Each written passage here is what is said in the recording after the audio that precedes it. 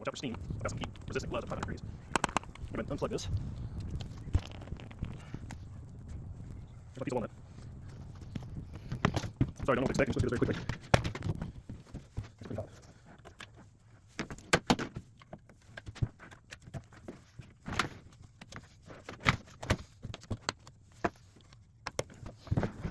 Those clamps seem to have a lot. I've used it before. So the test of this is really just to see if I can get the shape I want. I don't know where my other clamp went. Here's my test. Let's see if I can first get steam into working and get it clamped. And that's the shape I want. Now, I'm going to put this post clamp around it. See if I can get the bottom exactly where I want. It's a little long to do that. So I've got to cut this to length next time. Now let's do this. Let that go. That's what I'll do. This is all learning experience, guys. I know people are done. It's a little stressful. I can't do all this kind of stuff time.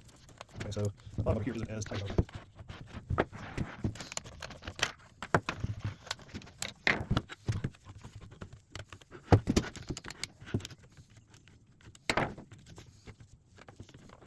not sure what to do here.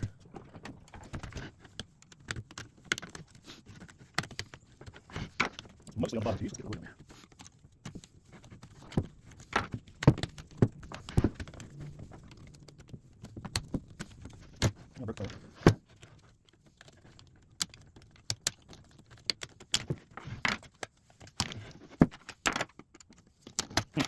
You know, guys, I call that a fail.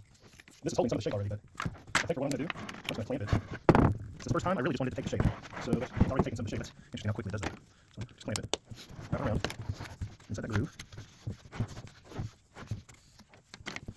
Again. Okay.